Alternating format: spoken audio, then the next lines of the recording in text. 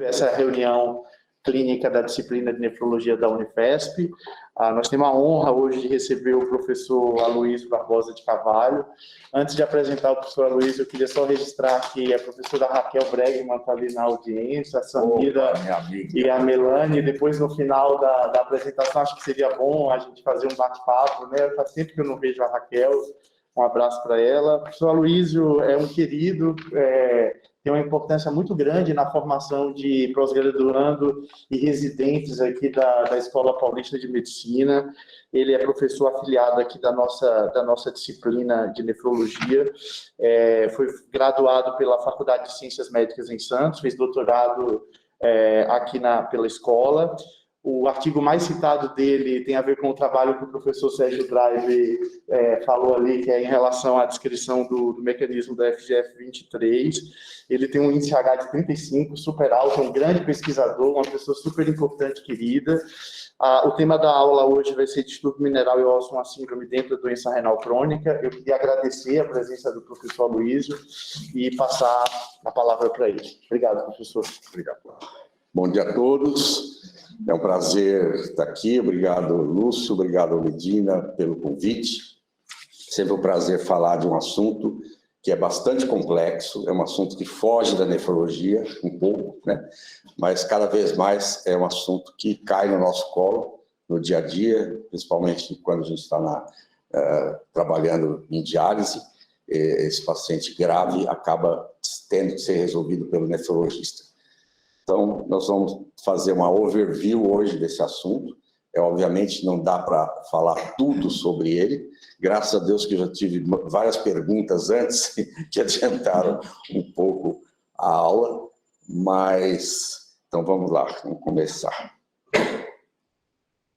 Então, primeiramente, eu queria comentar esse título da aula, distúrbio mineral e ósseo, uma síndrome dentro da DRC, né? Eu queria ter até mudado esse título para uma tempestade dentro da DRC, que, na verdade, é o que realmente ocorre dentro com os nossos pacientes com doença renal crônica. Meus conflitos de interesse. Bom, o osso, sempre há muito tempo, foi um problema para alguns, né? E uma solução para muitos. E foi pelo osso que nós começamos a entender e a estudar o distúrbio mineral e ósseo da doença renal crônica, que é essa tríade, né, formada pelas alterações ósseas, pelas alterações laboratoriais, pela calcificação vascular, que faz parte, o que leva a essa tríade de eventos de outcomes, né, de desfechos, que é a doença cardiovascular, as fraturas e a mortalidade. Eu não tenho nenhuma presunção em explicar a fisiopatologia para vocês com esse diapositivo, eu só trouxe ele para vocês terem uma mera ideia da tempestade hormonal, de proteínas, de citocinas, de vias de sinalização que ocorre em relação à fisiopatologia do distúrbio mineral e ósseo. Então, vamos facilitar um pouquinho. A fisiopatologia, ela começa com a perda da função renal, né? Quando a gente perde função renal, o que acontece? Nós temos uma sobrecarga de fósforo. Então, esta pergunta que eu tive antes da aula, em relação ao fósforo, nós não vamos esperar que o paciente tenha hiperfosfatemia. Hiperfosfatemia já é uma situação grave para um paciente, já está ligada à mortalidade e é uma situação que a gente evita que ela aconteça. Então, vamos falar em sobrecarga de fósforo.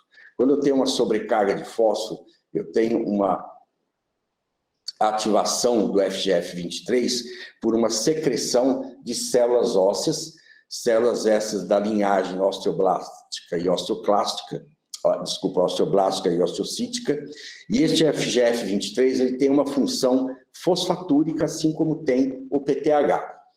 Só que, além de ter essa função fosfatúrica, o FGF23 tem uma função em diminuir a ativação da 1-alfa-hidroxilase renal. Então, fazendo isso, ele vai diminuir a síntese de calcitriol. Ao diminuir a síntese de calcitriol, ele diminui a absorção intestinal de cálcio e o paciente desenvolve uma hipocalcemia. Bom, hiperfosfatemia ou sobrecarga de fósforo a baixa do calcitriol, a tendência à diminuição do fósforo, a tendência à diminuição do cálcio, nós vamos ter uma estimulação que é crônica, inicialmente é aguda, de elevação do PTH, mas depois se torna crônica com o aumento, a hiperplasia e a hipertrofia das glândulas paratireoides. Quando essas glândulas hipertrofiam e se hiperplasiam, o que acontece com os seus receptores de vitamina D, de cálcio e o próprio cloto? Então, os receptores de vitamina D diminuem, os receptores de cálcio também deixam de ser expressos e há uma diminuição do cloto que está presente nas glândulas paratireoides. O que é esse cloto? O cloto é o cofator de ação do FGF23 em vários sistemas, mas principalmente aqui na paratireoide. Sem cloto, o FGF23 não atua nas paratireoides. Sim, mas o que tem o FGF23 a ver com a paratireoide? Ele freia o aumento, a secreção e o desenvolvimento das paratireoides, só que com a ausência do cloto, ele só tende a aumentar e não tem ação nas paratireoides. Visto isso, nós vamos então instalar um estado de hiperparatireoidismo secundário, que é um estado crônico, progressivo, e esse estado é um estado toxêmico para o paciente, essa toxicidade vai se atuar no sistema cardiovascular e no tecido ósseo. Nós vamos começar a ver primeiro a parte óssea. Então, quais são os desfechos que a gente tem no hiperparatireoidismo secundário? Primeiro, para o lado da doença óssea, a gente já conhece a osteite fibrosa, ou como os americanos gostam de chamar, do hiperparatireoidismo, doença óssea do hiperparatireoidismo.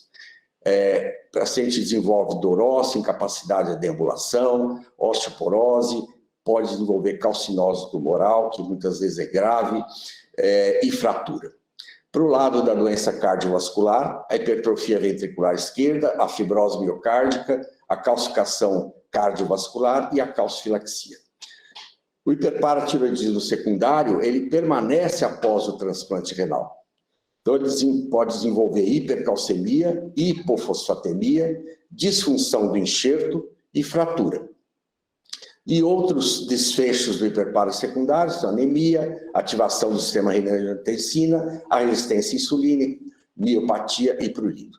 Todos esses eventos e desfechos acabam em aumento da mortalidade desses pacientes.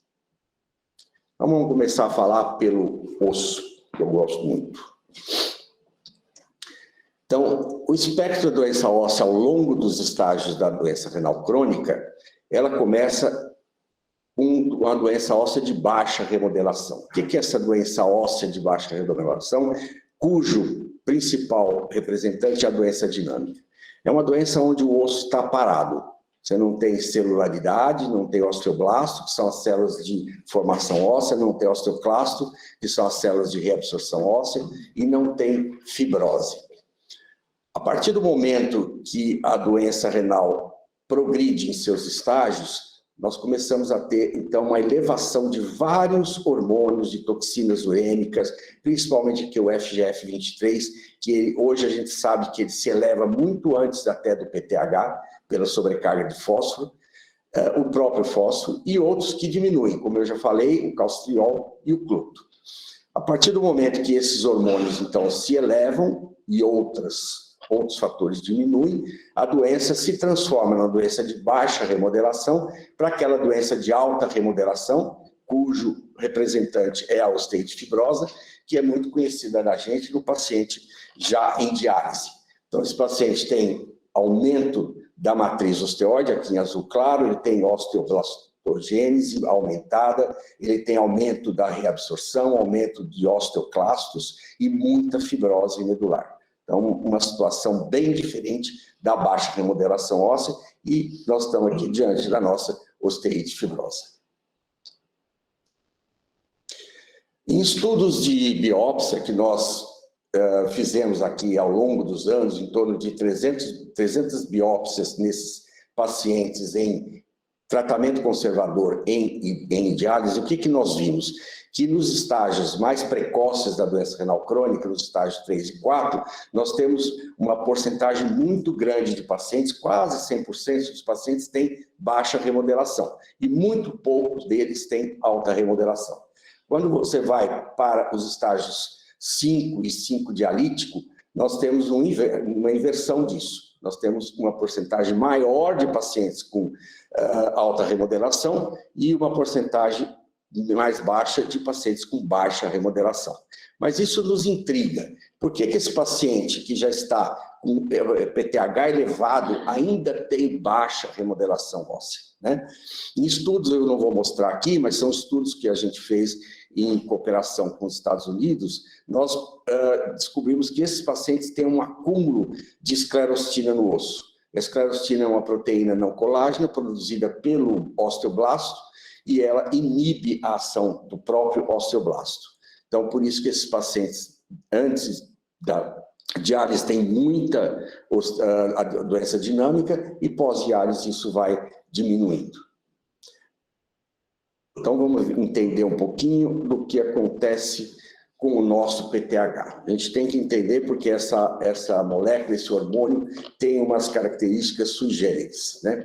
O PTH é uma molécula formada por 84 aminoácidos. Essa é a molécula total do PTH. E ele tem duas terminações, uma chamada de amino terminal e outra aqui em azul chamada de carboxi terminal. Essa porção amino terminal, se sabe que ela está presente nos três, ela é toda essa porção é amino terminal, até mais ou menos o aminoácido 20. No entanto, esses 6 primeiros aminoácidos é onde reside a ação biologicamente ativa do PTH. E o ensaio que nós fazemos, e é universal esse ensaio, é o PTH intacto, que eu pus aqui entre aspas, porque de intacto ele não tem nada, né? Por quê? Porque o anticorpo voltado para a porção amino terminal, ele pode se ligar nessa porção independentemente desta porção ter ou não os 6 primeiros aminoácidos biologicamente ativos. Então, você pode estar medindo uma molécula que não tem ação paratormônica, que não tem esses 6 primeiros aminoácidos, e ela é considerada uma molécula intacta. Então, nós superestimamos sempre o nível de paratormônio. Por isso que nós temos aqueles níveis que antes eram de 150 a 300, para poder superestimar um pouco, a gente entendeu o que estava acontecendo com a remodelação óssea, e depois veio o CADIGO e falou, não, é 2 vezes o valor superior da normalidade, ou até 9 vezes o valor superior da normalidade.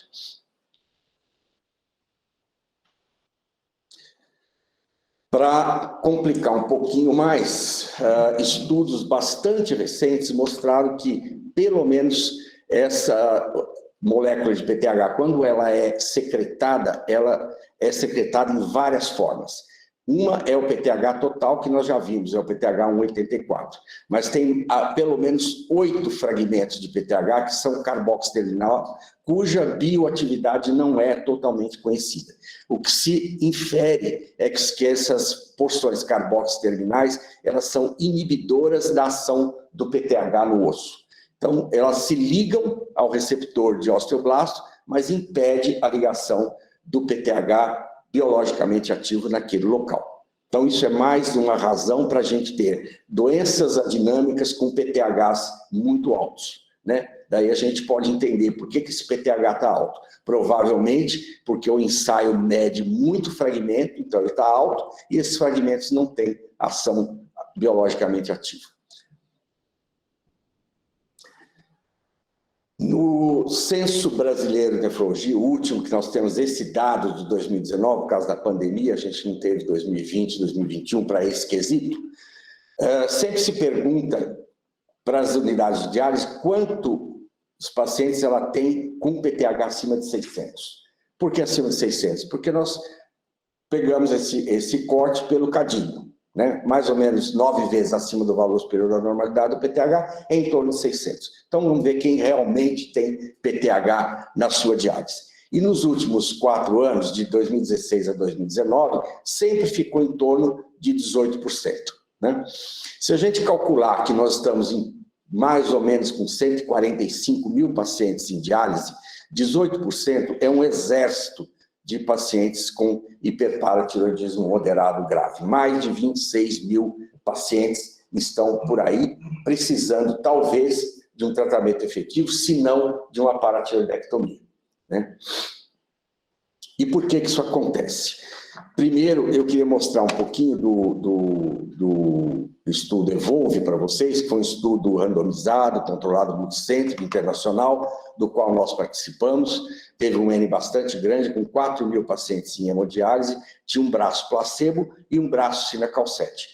Então, eu vou mostrar para vocês os níveis de PTH divididos por região, né? Nós somos os campeões de PTH aqui, na América Latina. E como a gente sabe que os pacientes da América Latina, a grande maioria eram brasileiros, nós estamos fazendo conta aqui em cima desse grande número de pacientes com PTH bastante alto. E por que isso acontece? Que a gente não sabe tratar hiperpara? Será que a gente... onde é que a gente está se perdendo? Não, a gente sabe tratar hiperpara, sabe tratar muito bem. O problema é que o tratamento do hiperpara durante 30 anos, até 2016, ele foi feito por carbonato de cálcio, calcitriol, sevelamer, até hidróxido de alumínio, como o Adolfo fez a pergunta dele, né? E o que acontece é que só em 2016 a Conitec recomendou, né, o uso do paricalcitol e do cinacalcete. Isso em 2017, então, saiu a portaria do Ministério liberando essas drogas de alto custo para os nossos pacientes em diálise. Mesmo assim, se a gente também, pelo censo da SBN, for buscar a porcentagem de pacientes em uso de paricalcitol e de cinacalcete, ela é muito baixa, né? Ela é muito baixa. E a gente não entende muito, porque a droga está lá sendo dispensada e os nossos colegas não utilizam, né? Por um lado, porque ela está dispensada entre aspas, né? Se a gente vai de estado a estado, tem muita dificuldade para dispensar essas drogas, né? Às vezes, eles preferem dispensar o calcitriol, que é uma droga que já praticamente não se usa no mundo inteiro, e não dispensam o paricalcitol que está lá.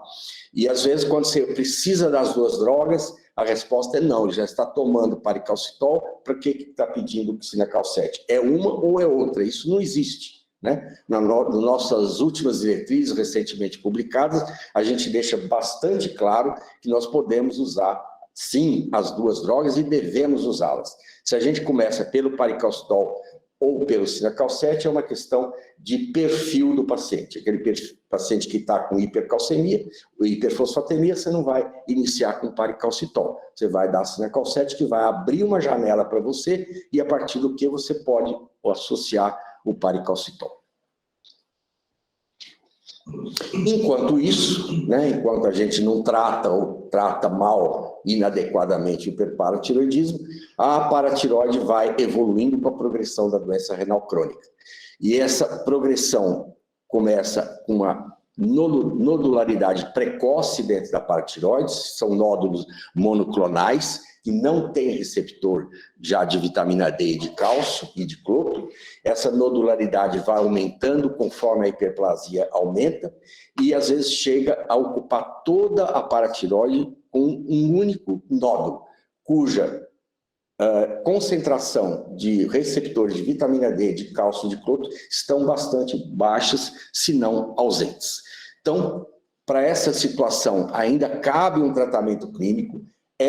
Talvez consigamos reverter o hiperpara com tratamento clínico, ou então esse paciente tem que ir para a paratiroidectomia, e esse, com certeza, não adianta tratamento clínico, ele tem que ser submetido à paratiroidectomia.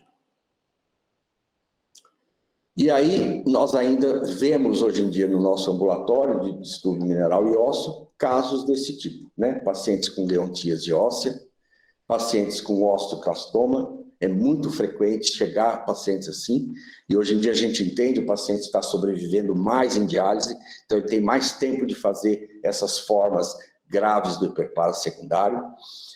Pacientes com deformidade torácica, muitas vezes um paciente desse dificilmente consegue ir para a paratiroidectomia por causa da dificuldade de intubação, Aquela calcinose tumoral que eu falei, né?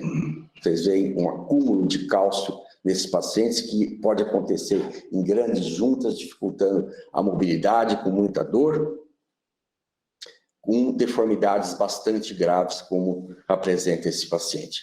E a gente sabe que todos esses pacientes têm um PTH acima de 1.500 picogramas por ml, ou seja, todos esses pacientes deveriam e devem ir para a paratiroidectomia. O problema é que nós temos uma fila enorme, nós temos poucos cirurgiões de cabeça e pescoço no Brasil especializados em paratiroide. Não é que são poucos cirurgiões, mas os que são poucos são os especializados em cirurgia de paratiroidismo. Então, muitos se recusam a fazer, porque o paciente ou é renal em diálise ou é um paciente transplantado e ele acha que ele não tem expertise para operar esses pacientes.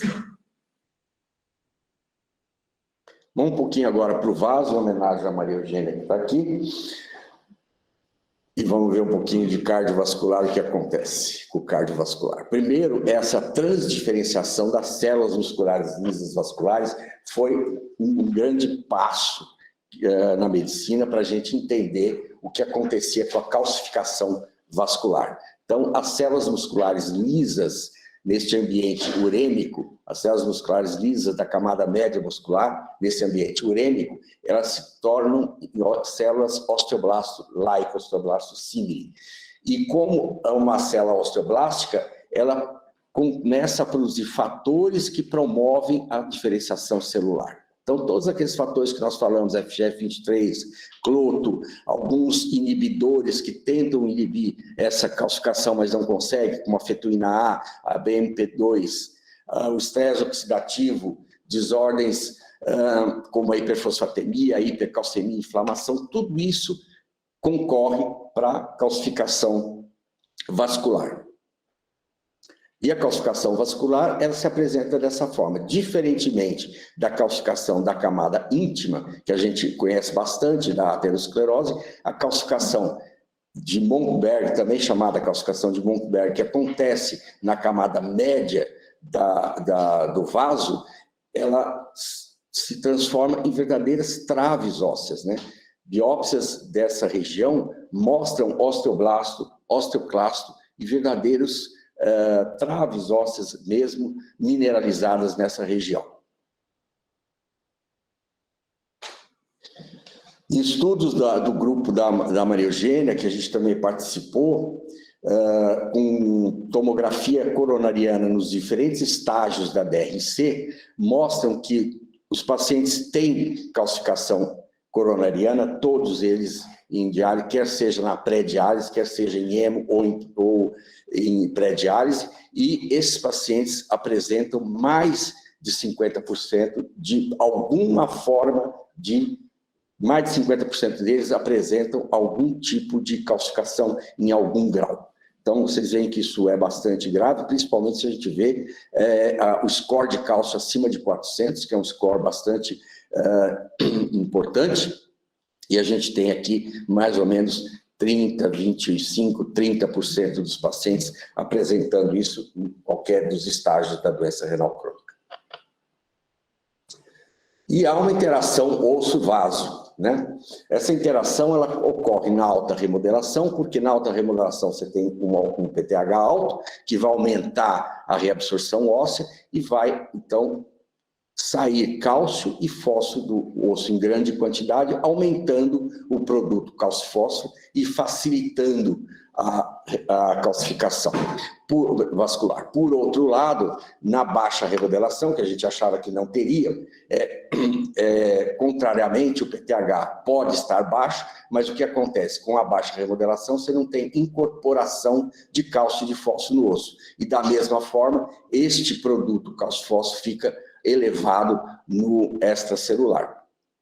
E dessa forma, a gente vai ter, então, propiciamente uma calcificação vascular, né? Nós vamos propiciar essa calcificação vascular nas duas remodelações, tanto na alta quanto na baixa. E nesse estudo, também do nosso grupo, foi um estudo da tese de doutorado, né, do Renato Watanabe. Ele mostrou, foi um estudo prospectivo, com pacientes com doença renal crônica 2 e 4, 72 pacientes, e fez um segmento de 2 anos, onde esses pacientes tiveram uma tomografia coronariana para a medida do cálcio score e uma tomografia de vértebra para a medida da densidade óssea. E também foi visto eventos cardiovasculares. O que a gente viu? Que durante esses 2 anos, aquele paciente que perdia densidade óssea pela tomografia vertebral e aqueles que ganhavam densidade óssea pela tomografia vertebral, eles tinham uma diferença na sua tomografia coronariana. Os que perdiam osso tinham um delta de cálcio maior, né? A progressão da calcificação coronariana era maior naqueles pacientes que perdiam osso quando comparados àqueles que ganhavam. E a doença cardiovascular, ou a doença vascular, se apresenta dessa forma, né? Nos raios-x simples, a gente consegue ver calcificação de grandes vasos, né? Muitas vezes a gente acha que é um raio-x contrastado, mas não é. A aorta aqui na frente da coluna vertebral, da coluna lombar, né? Totalmente calcificada. Esse é o exame mais importante, que é a tomografia coronariana, mostrando a calcificação em leitos de coronária. E o mais temido dos desfechos, que é a calcifilaxia. A calcifilaxia é um depósito de cálcio na microvasculatura, formando úlceras necróticas bastante dolorosas e que até hoje tem uma mortalidade altíssima de 50% dos pacientes. Vou mostrar para vocês um caso grave, que foi um caso aqui do Hospital São Paulo, que nós até publicamos no JBN, que é uma paciente jovem, de 27 anos, do sexo feminino, uma paciente diabética tipo 1, que estava há 1 ano em diálise. Ela começou 2 meses em hemodiálise, depois foi transferida para diálise peritoneal por perda de acesso, obviamente por causa das calcificações que tinha. Ela tinha uma hiperfosfatemia muito grave e por conta de um trombo arterial foi usada varfarina. Então essa paciente tinha todo o perfil que a gente investiga num caso de calcifilaxia. Então é uma paciente jovem, realmente acontece em jovens, em mulheres, em pacientes diabéticos, tem uma associação muito grande, pacientes em diálise peritoneal, a gente não sabe ainda por quê, mas pacientes em diálise peritoneal, talvez pela carga contínua e diária de cálcio, hiperfosfatemia grave, não precisa nem explicar por quê, e o uso de varfarina, que é um inibidor da vitamina K. Quando a gente inibe a vitamina K, a gente estimula fatores de calcificação, principalmente para o leito vascular. Então, aqui vocês veem uma calcificação da artéria tibial, calcificação da artéria radial, provavelmente é por isso que ela não conseguia ter a fístula confeccionada, calcificação na região dos vasos do pé, e esse caso foi um caso muito triste, porque a paciente começou com essas lesões pequenas, necróticas, né, nos dedos dos pés, e foi evoluindo em 1 mês para essa situação, em 3 meses ela estava nessa situação, foram feitas várias amputações e essa paciente veio a óbito. Para o lado do transplante renal. Então, o transplante renal, a gente tem 2 fatores. A gente tem fatores pré-transplante e a gente tem fatores pós-transplante.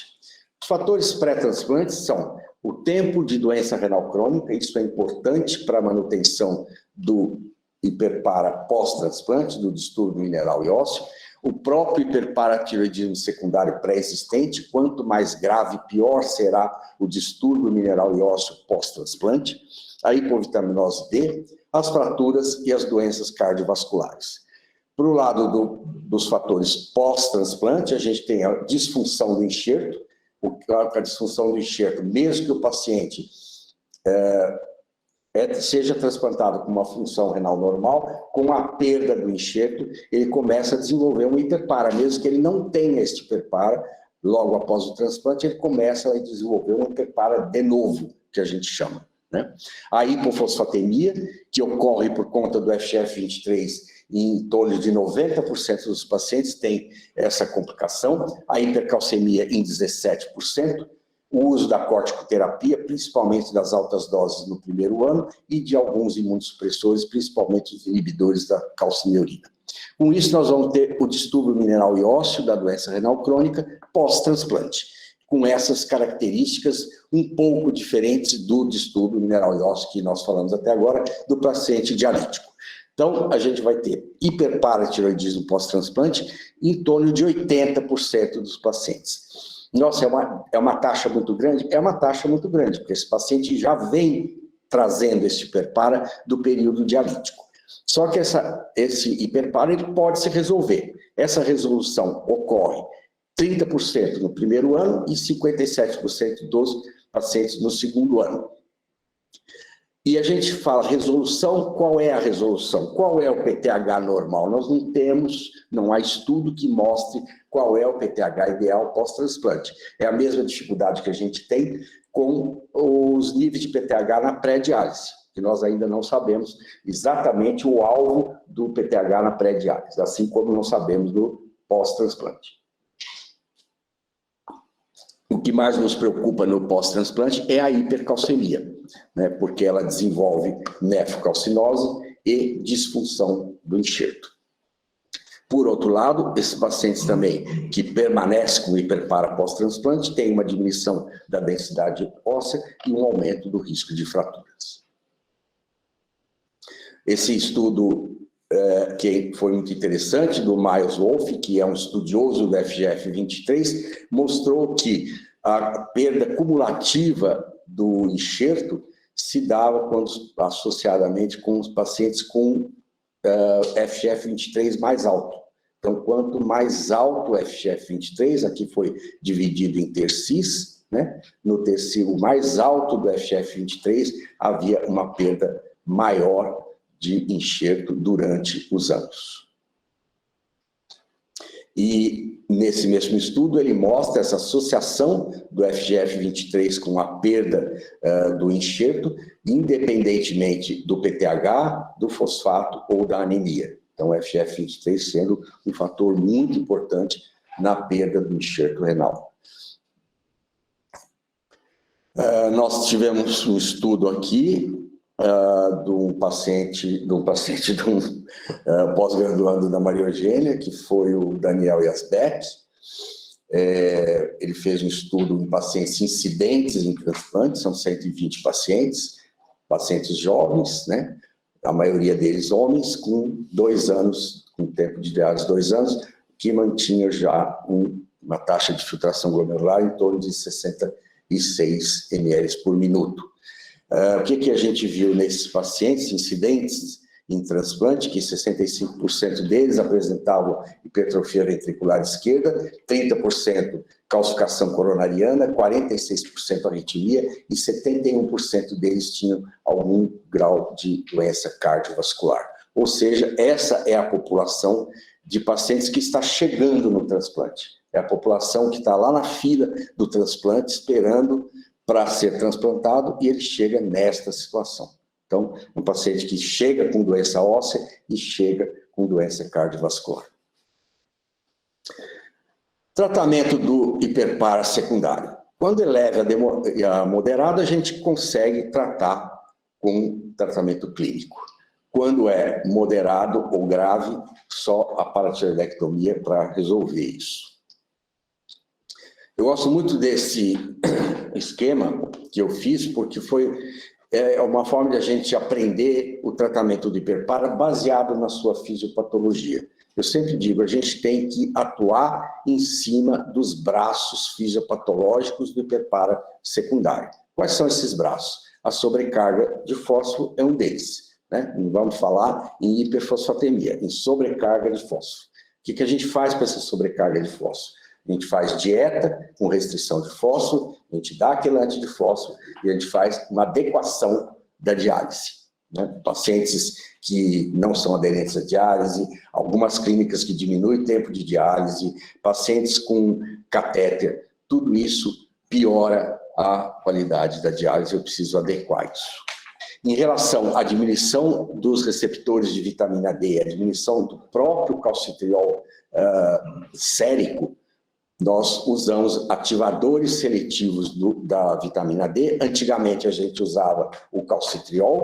O calcitriol, todos nós conhecemos os efeitos colaterais dele bastante indesejáveis, que era a hiperfosfatemia e a hipercalcemia, e hoje a gente passa a usar o paricalcitol. O paricalcitol é melhor que o calcitriol? Sim, ele é melhor porque ele causa menos episódios de hiperfosfatemia, né? Mas não se iludam em dar um paciente que está com calcitriol, com fósforo de 5, 5,5, eu vou trocar para o calcitriol, eu vou trocar o calcitriol por paricalcitol para evitar a hipercalcemia. Não, esse paciente vai fazer hipercalcemia com paricalcitol.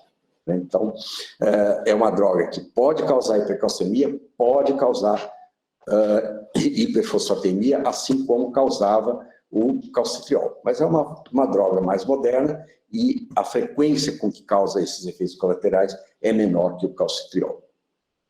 Com relação ao receptor de cálcio, né, cuja expressão está diminuída na paratiroide, hoje a gente tem o calcimimético, o único que a gente tem, que é o Cinacalcet. O Cinacalcet foi um paradigma no tratamento de hiperpara secundário. Sem ele, nós não conseguiríamos tratar o hiperpara secundário. Por quê? Porque o Cinacalcet abre uma janela. O Cinacalcet pode e deve ser dado para aquele paciente que tem hipercalcemia e hiperfosfatemia e que você não consegue usar nenhum ativador de vitamina D, vitamina D ativa, tanto o calcitriol quanto o paricalcitol. E com o calcimimético a gente abre essa janela e consegue usar. Muitas vezes com dose baixa a gente já consegue usar o paricalcitol para esses pacientes. E não podemos deixar de falar da paratiroidectomia, que ainda hoje é um tratamento efetivo para o hiperpara secundário. Eu gostaria de particularizar um pouco no Cinacalcet, que é uma droga nova para nós ainda, embora esteja no mundo já há mais de 20 anos, e falar um pouco da paratiroidectomia. Então, o Cinacalcet, de novo, eu trago o EVOLVE, e eu não falei para vocês, mas o EVOLVE foi um estudo negativo. Por que foi um estudo negativo? Porque houve um viés de protocolo, né? Os pacientes, a droga já estava entrando no Brasil e nos outros países mais ainda, e os pacientes que ficaram no braço placebo começaram a piorar muito o hiperpara secundário e ir para a paratiroidectomia. E eles viam o colega da cadeira do lado melhorando, tomando uma outra droga, que era do mesmo protocolo. E todo mundo deixou o protocolo e quis usar o Cinacalcet. Então, 20% do braço placebo iniciou o Cinacalcet antes de qualquer evento primário. Então, por isso que foi um estudo negativo, né? Porque o braço placebo foi melhor que o braço droga, né? Porque todo mundo do placebo foi para a paratiroidectomia. Mas, no entanto, fizeram estudos pós-hoc do estudo EVOLVE, e esse estudo, então, mostrou impacto sobre os desfechos nessas análises pós-hoc, principalmente em relação a evitar a paratiroidectomia em 93% dos pacientes, evitar as fraturas em 54%, diminuiu a taxa de hospitalização por doença cardiovascular e a mortalidade quase em 20%. Como a gente vê aqui, o panorama da paratiroidectomia na Espanha, quando foi liberado o Cinacalcet na Espanha, a queda do número de paratiroidectomias naquele país, né? Isso parece que aconteceu no mundo inteiro. E é muito interessante aqui, porque não são 4% de paratiroidectomia em cada ano, são 4 paratiroidectomias que se faz na Espanha. Isso caiu para 2 paratiroidectomias em 2013 e 2004. 2 ao ano. Tá? Em relação à paratiroidectomia, Eu sempre digo que o hiperpara grave um dia foi leve. Ninguém nasce com PTH de 3.000, né? Como a gente vê aqui. Todo paciente começa com seu PTH de 100, 200, 250, e quando a gente não consegue tratar, ou o tratamento é inadequado, o hiperpara grave, que um dia foi leve, se torna, quando não prevenido, não tratado, a PTX de amanhã, né? Será a paratiroidectomia que nós vamos ter que fazer no futuro. E é por isso que a gente tem filas enormes de paratiroidectomia, né? Aqui na escola, depois do fechamento do Hospital Brigadeiro, a gente voltou a ter mais de 100 pacientes na nossa fila. No HC, na USP, a mesma coisa, né? Que são os dois hospitais de referência para paratiroidectomia.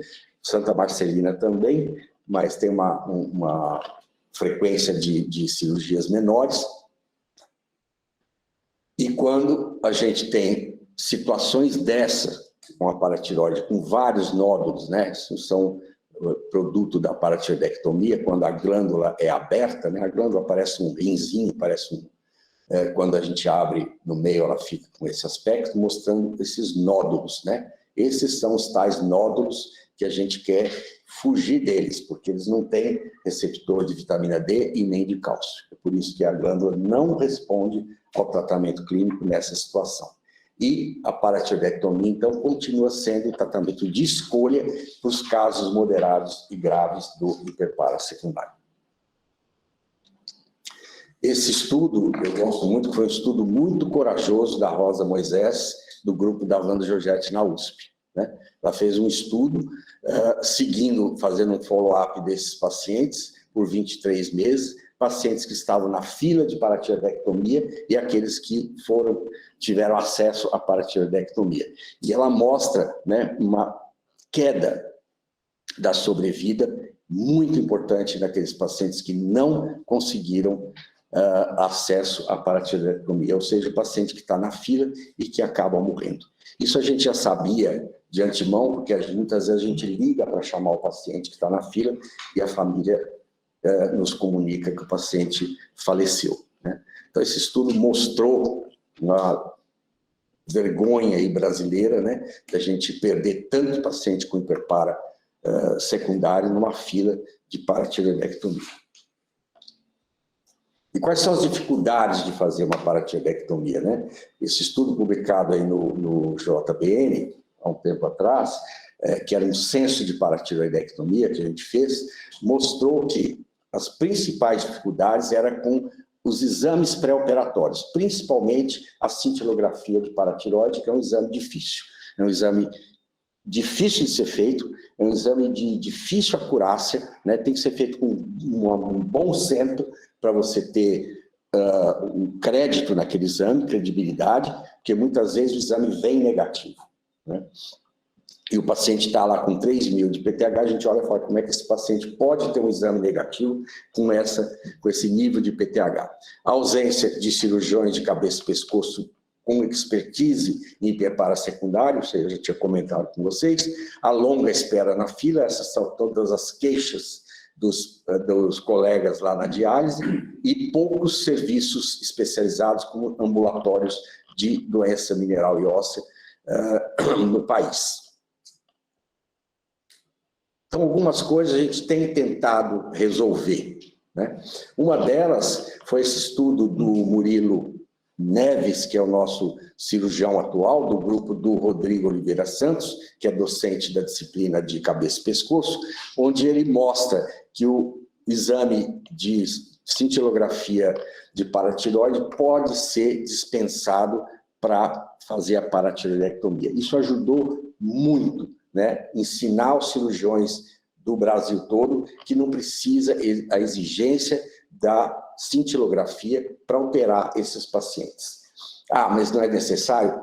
Academicamente ela é necessária, mas quando a gente vê a fila de paratiroidectomia que a gente tem, esses quadros que eu mostrei para vocês, né, desesperadores, eu acho que esse estudo veio mostrar uma grande lição para nós, né? Ele viu 37 pacientes com hiperpara secundário, 77 pacientes com hiperpara pós-transplante, eram pacientes relativamente jovens. Aqui, obviamente, os pacientes com hiperpara secundário com PTH altíssimo e os pacientes com hiperpara pós-transplante com PTH alto, mas nem tanto.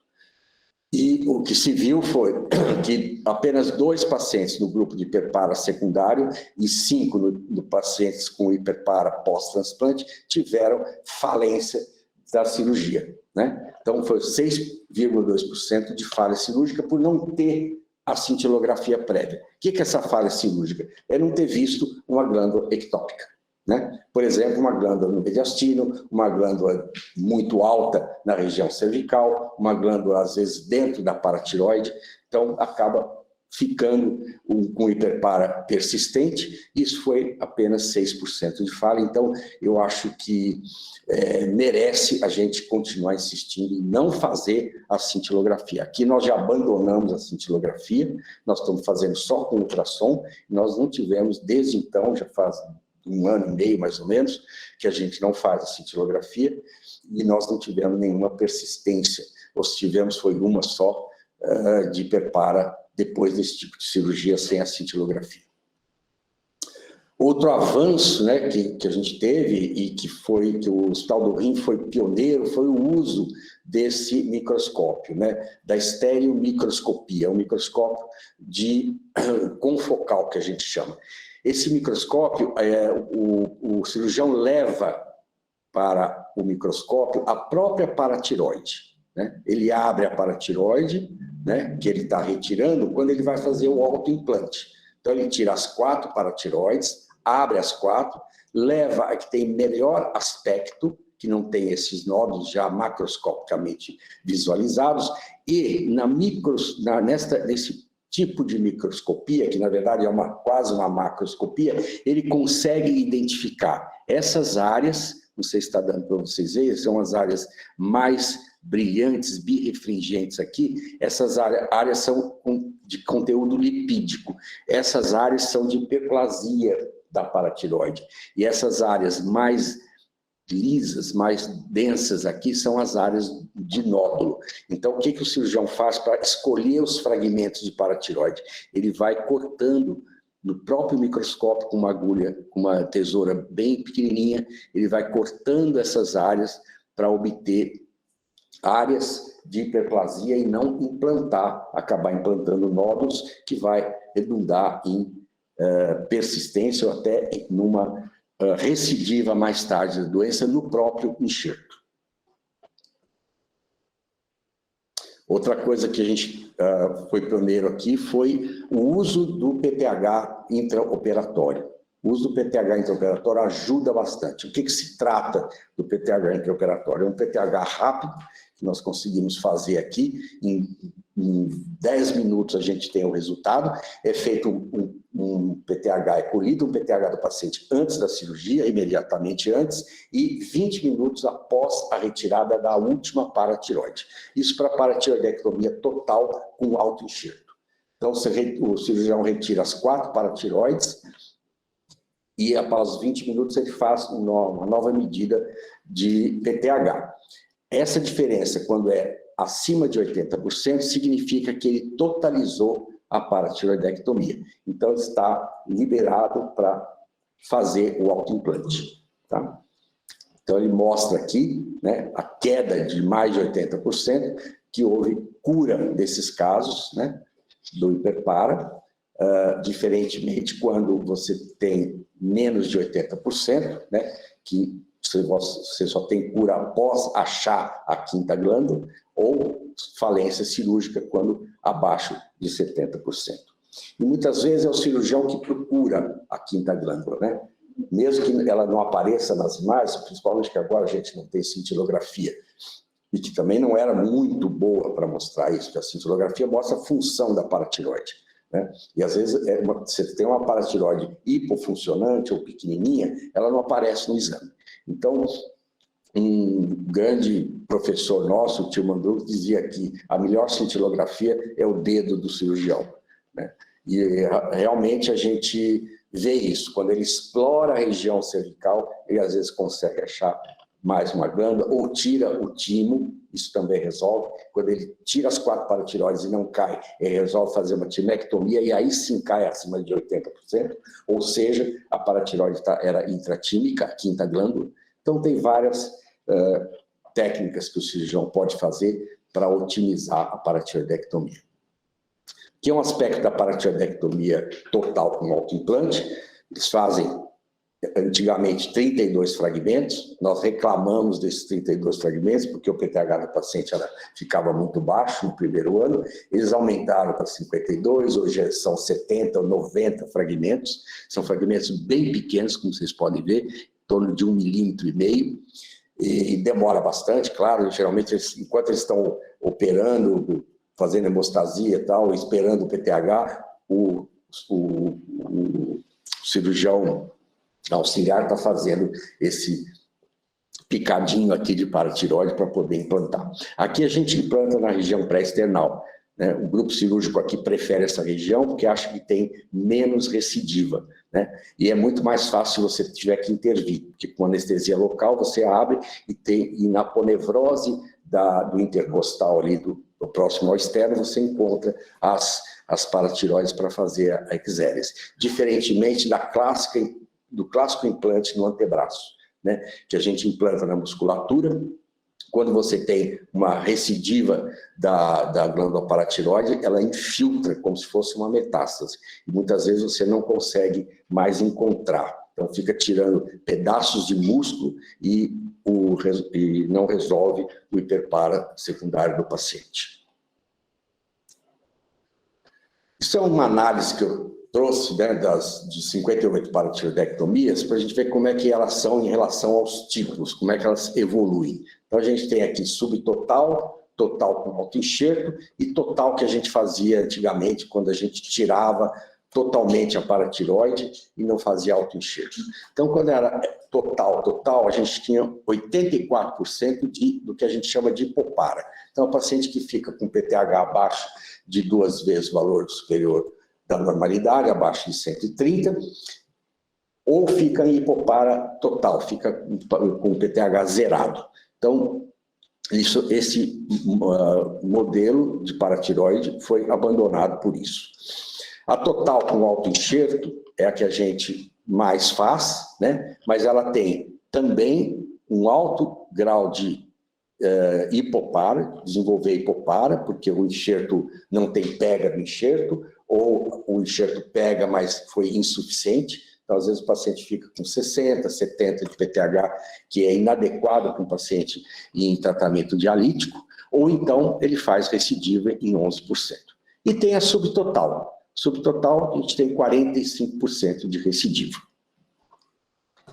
Em vista de um estudo de uma pós-graduanda minha aqui, a Fabiana Hernandes, que hoje é docente, professora lá da Faculdade de Santa Marcelina, e tem lá um ambulatório, um serviço também de estudo mineral e ósseo, ela fez um estudo com pacientes com hiperpara grave. Qual que era o objetivo do estudo?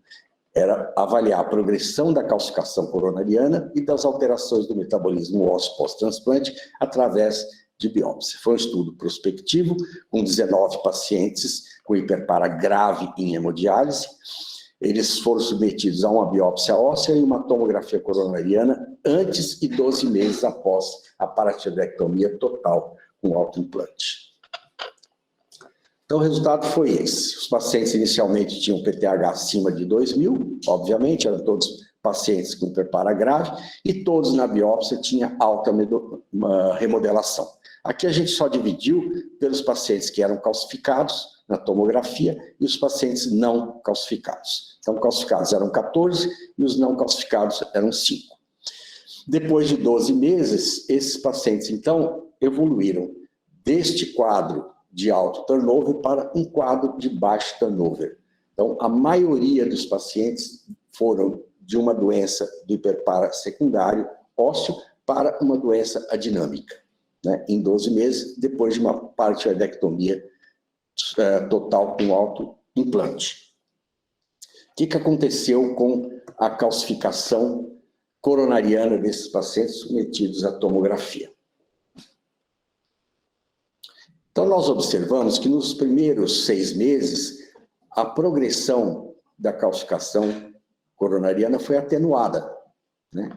Que a gente ficou muito feliz, falou, poxa, a paratiroidectomia resolve a calcificação coronariana. Não cura, mas pelo menos atenua, pelo menos interrompe. No segundo semestre, 6 meses depois, nós vimos que a calcificação progrediu. E a gente não entendia o que estava acontecendo na época, né? Porque a tomografia sai o resultado imediato e a biópsia óssea não. Então, nós tínhamos só a biópsia do início. Quando nós fomos ver a biópsia final, que todos tinham ido para a dinâmica, nós fomos alguma coisa aconteceu e aconteceu no 6º mês. O que aconteceu no 6º mês com esses pacientes? Então, nós vimos que a fosfatase alcalina normalizou. Isso é um sinal para nós que a fome óssea acabou. Então, a partir do momento que a fome óssea cessou e que você continua dando cálcio e calcitriol para esses pacientes, porque eles estão com PTA abaixo, eles às vezes estão fazendo ainda hipocalcemia, esse cálcio muito provavelmente foi para o vaso, uma vez que um osso dinâmico ele não aceita mais, ele não incorpora mais cálcio. Tá? A partir daí, nós resolvemos, então, voltar, dar um passo atrás e voltar para a paratiroidectomia subtotal, para deixar uma massa maior de PTH para esses pacientes, né? Então, a preservação de parte ou de uma paratiroide in situ, eu botei esse nome aqui, eu não sei se os cirurgiões vão gostar, mas é uma paratiroidectomia subtotal à la carte, porque eles que resolvem isso, né? Não somos nós. Desculpa. De novo.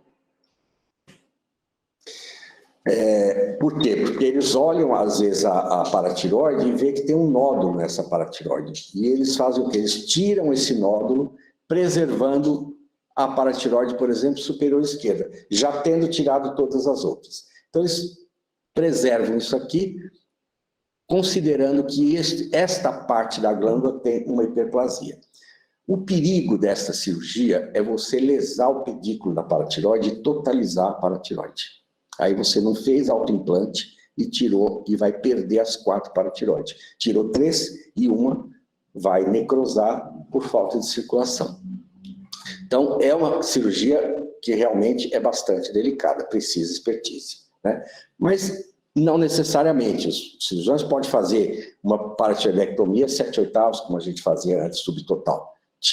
Divide as paratiroides virtualmente em 4, então você tem 8 metades de paratiroide, você tira 7, né? Então é uma paratiroide a 7/8, fica 1/8 da glândula, da massa paratiroidiana. Isso é fácil de fazer, né? Para cirurgião. Ou então a permanência de uma paratiroide, que eu chamo de paratiroide 3/4, tirou uma de 4. Então, aqui ele manteve a paratiroide superior esquerda intacta, que é essa aqui pequenininha, né? Não mexeu, não tirou nada, era uma paratiroide pequena, resolveu deixar in situ e o paciente foi muito bem. Aqui é um perfil que eu fiz dos últimos 5 anos, né? Então, nós temos uma fila de espera com mais de 100 pacientes, 25 pacientes já estão com o pré-operatório completo. No entanto, a nossa próxima vaga para paratiroidectomia é só em outubro de 2022, né? Por sorte, a gente está quase tentando fazer 2 paratiroidectomias por semana. Vamos ver só uma questão aí de logística com a equipe cirúrgica, com vaga no centro cirúrgico. E os hospitais públicos em São Paulo que fazem paratiroidectomia é o Hospital do Rim, o Hospital das Clínicas da USP e o Santa Marcelina. Então, o que a gente teve aqui o número de paratiroidectomias totais de 2017 a 2022, aqui está só o primeiro semestre, por isso que tem esta queda, né? Eu acredito que a gente vai subir mais ainda aqui no final de 2022. Aqui, os pacientes em azul com hiperpara secundário e em laranja, os pacientes com hiperpara pós-transplante. E nessa queda que nós tivemos aqui em 2020 foi por conta da pandemia, né? Nós não pudemos internar muitos pacientes, mas isso foi um período muito curto. Logo a gente colocou os pacientes no mesmo protocolo de Covid e eles puderam ser internados e ser operados. Isso foi uma coisa muito boa para nós e para esses pacientes que sofrem tanto na fila de paratiroidectomia. Queria mostrar um caso aqui, que foi um caso que nós tivemos um êxito, um caso muito bonito, que, por sorte, passou no último ambulatório com a gente. Uma paciente do sexo feminino com 40 anos, doença de base era doença renal policística do adulto, fazia hemodiálise desde 2016, não é diabética, ou seja, não tem fatores para calciflexia, não tomava nem tomou varfarina no passado, era um hiperpara grave, com hipercalcemia, com hiperfosfatemia, com uma fosfatase alcalina bastante alta e um PTH acima de 3.000.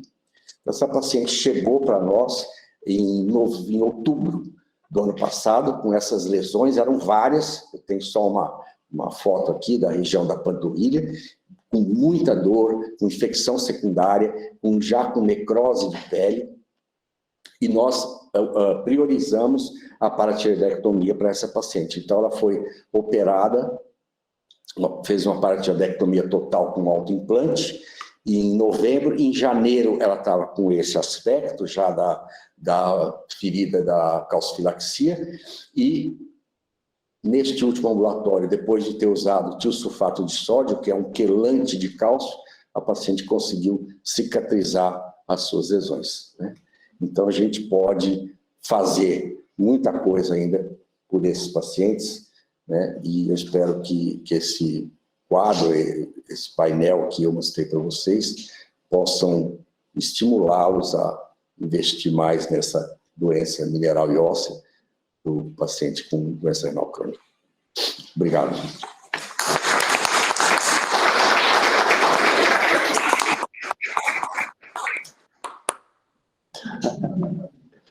Obrigado, doutor Aloysio, pelo passeio, assim, um overview completo mesmo, absolutamente brilhante dessa síndrome, né, dessa tempestade, como o senhor bem falou. Agradecer bastante essa aula excepcional. Eu queria registrar aqui a presença da professora Maria Eugênia, queria convidá-la a vir aqui fazer algum comentário e eventualmente alguma pergunta, caso tenha, em nome do grupo da Aurelia aqui da Escola Paulista de Medicina. A Luiz não podia perder essa apresentação do Aloysio. É sempre maravilhoso a gente ver um assunto tão complexo ser mostrado assim de uma maneira tão clara, né? Eu acho que a nossa missão sempre foi mostrar essa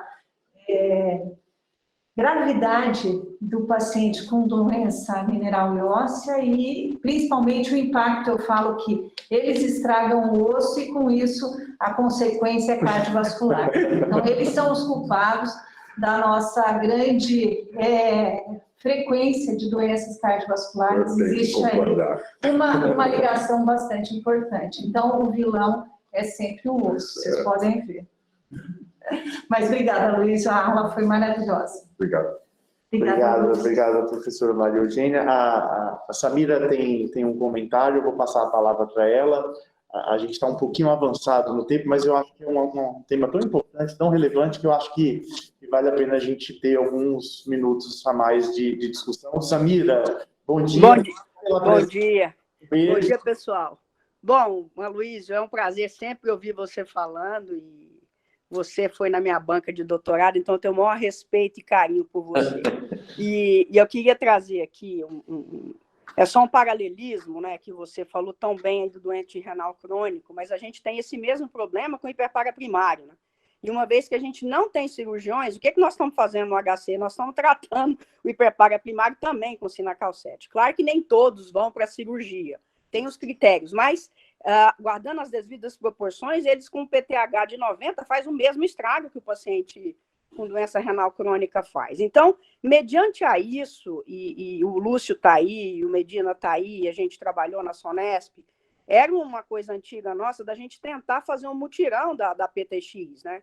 E talvez reunir os cirurgiões, não só de São Paulo, do Brasil inteiro, a gente fazer um movimento diferente, porque tudo isso que você mostrou é muito grave, mas e o que nós vamos fazer? O que a sociedade vai fazer para isso. E eu acho que quando a gente reúne um número de pessoas expressivas aqui nessa sala, a gente tem que partir para a gente solucionar. Não somos cirurgiões, mas a gente pode promover algo para a gente melhorar. Então, já que esse fórum é tão importante, Lúcio, e o Medina está aí também, o que a gente pode fazer, né? O pessoal do HC não está, mas conversar com a Wanda, com a Rosa, o que a gente pode fazer dentro da sociedade para a gente melhorar esse quadro? Porque está dramático. Nós estamos tratando de forma errada esses pacientes. Tá certo, eu tenho só de concordar com você que precisar da gente para também lutar por isso, né? Está com a maior disposição, e a gente sempre lutou por isso, né? Na verdade. Acho que é os únicos serviços que têm uma via aberta entre o nefrologista e o cirurgião somos nós aqui, o HC, né? E o Santa Marcelina, porque a Fabiana é cria nossa aqui, ela aprendeu a falar com o cirurgião e a ter amizade com o cirurgião.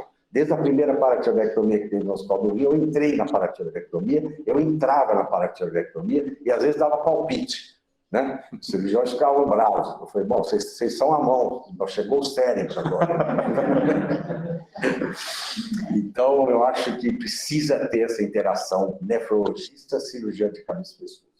E a gente tem já reuniões, né, da Sociedade de Cirurgia de Cabeça e Pescoço, no passado, acho que foi no congresso do ano passado, no último congresso brasileiro, nós tivemos uma mesa, um pré-congresso com cirurgiões presentes lá. Eu acho que levar o cirurgião de cabeça e pescoço de outros estados brasileiros seria interessante para o nosso congresso, né, para que eles também aprendam e percam esse medo de operar os pacientes, porque é isso que acontece nos outros estados.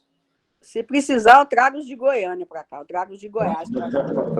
Professora Raquel Bregman, prazer tê-la aqui na nossa reunião, por favor. O microfone da senhora está desligado, professora. Vocês estão me ouvindo?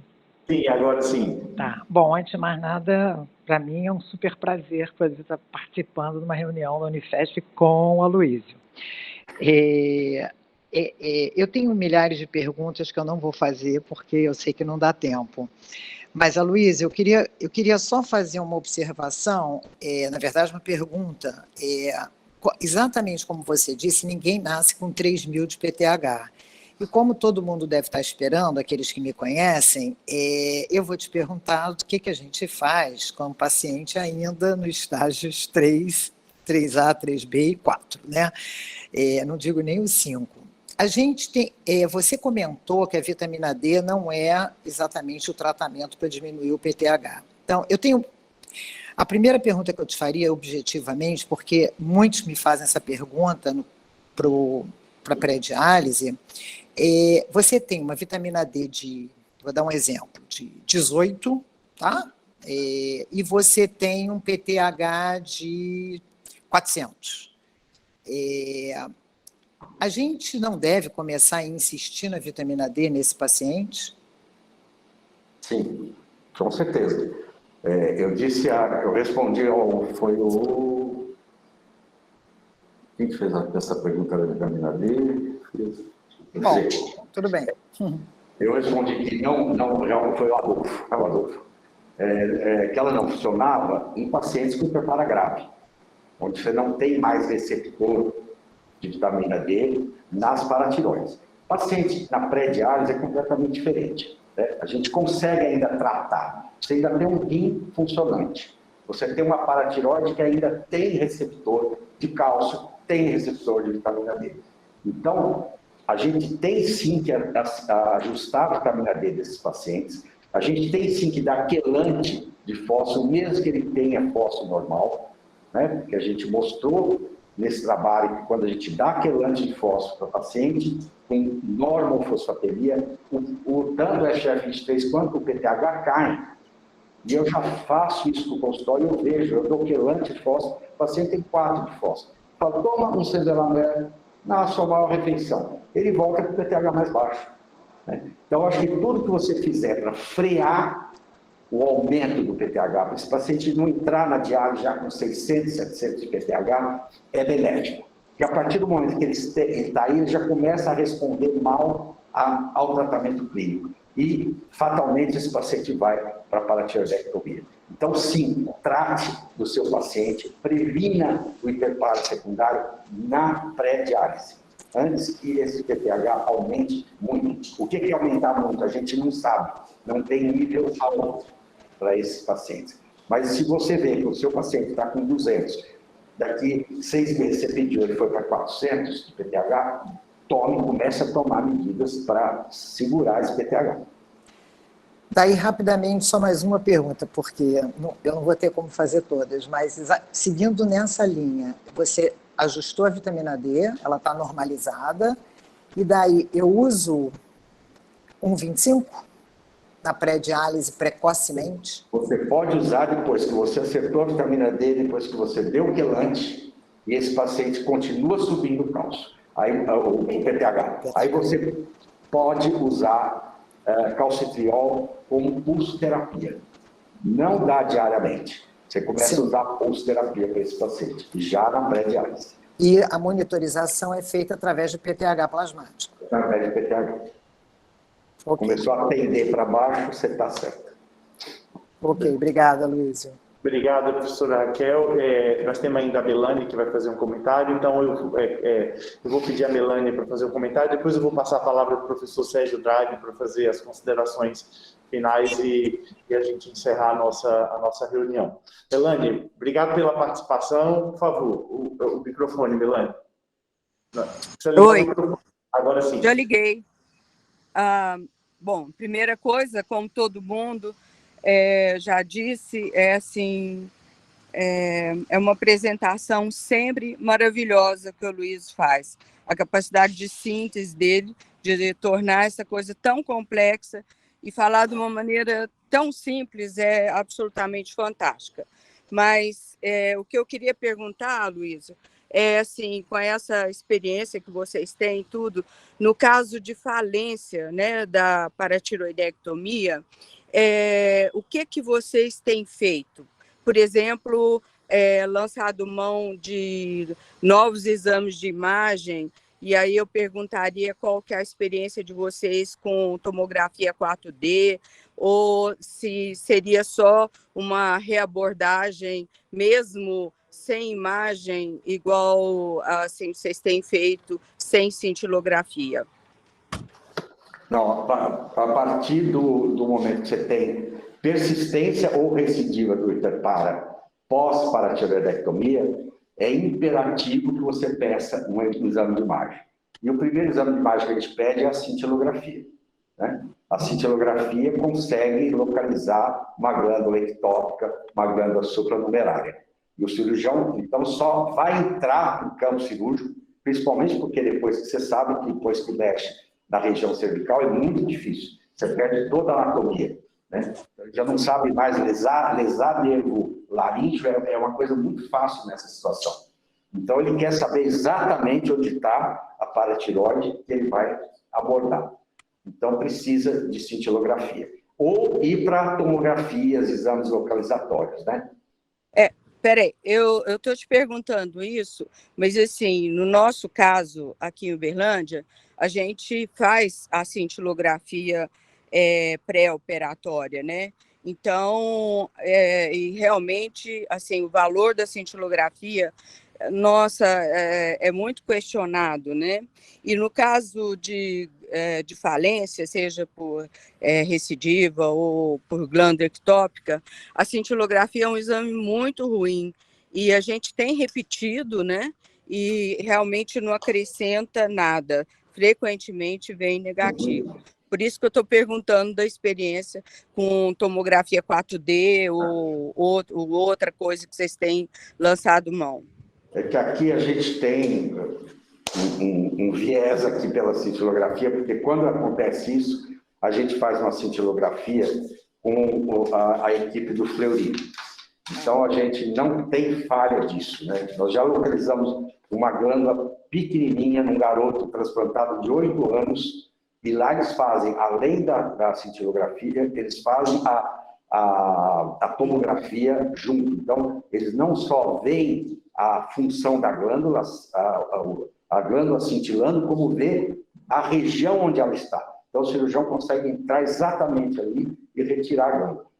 O que eu estou dizendo, não fazer cintilografia é uma questão populacional, né? O tamanho do Brasil, se a gente fizer, como a Samira sugeriu aí, um mutirão, realmente está dispensado fazer cintilografia desses pacientes. Mas academicamente é um exame que tem que ser feito. Agora, é um exame difícil, é um exame que precisa de uma técnica muito apurada, um centro que faça muito bem feito. Porque eu falo assim, em geral, não é culpa do colega da radiologia. Se ele vê uma glândula marcada e detecta isso no exame, o que ele vai fazer? Com que o cirurgião leve o paciente para a mesa. E se vier uma cirurgia branca, o responsável é ele que deu esse diagnóstico de positividade da cintilografia. Então, muitas vezes, a gente mesmo olha a imagem, a gente vê que tem, que está marcando. E o diagnóstico do laudo é negativo. É um exame difícil, precisa ter um centro muito bem feito. Às vezes, essa distância que o paciente faz uma imagem com 15 minutos depois de receber o radisótopo e outra de 3 horas, essas 3 horas, principalmente em serviço público, vira 8, 10. Eu pergunto ao paciente, quando que você ficou 3 horas? Ei, doutor, fui almoçar, voltei no fim da tarde, fiquei na fila e fizeram. Nesse horário, a paratiroide já foi embora. Com certeza. Obrigado, doutor Luísio. Antes de passar a palavra para o professor Sérgio Drago para fazer as considerações finais, só lembrar que na próxima semana nós vamos trazer os highlights do Congresso Americano de Transplante, um pouquinho de foco em xenotransplante, que é um tema que apareceu muito e que está bastante presente aí na atualidade do transplante. E eu convido a todos para participar na próxima semana também da nossa reunião. Professor Sérgio, por favor. Muito bom, excelente apresentação, Luísio, que delícia que foi. E você tocou num assunto que é muito importante para a sobrevivência da especialidade, que é, você não trata, você chega tarde se você for tratar hiperpara e outras doenças minerais ósseas, com o paciente já em diálise. Você precisa começar no conservador, como você mesmo ressaltou. E eu acho que isto aí é quase que uma missão que todo centro de diálise deveria ter, esse tratamento conservador. Não é possível a gente ficar com um pedaço. É igual pegar só o transplante, esquecer a diálise. Nós temos que ter um tratamento conjunto, isso já foi falado aqui por outros colegas. Eu queria enaltecer mais essa sua menção também, e dizer que realmente a doença óssea ela diminui demais a qualidade de vida desses pacientes, de modo que prevenir, e principalmente começando no conservador, é uma solução bastante necessária. Parabéns pelas apresentações a todos aí. Obrigado. Bom dia a todos.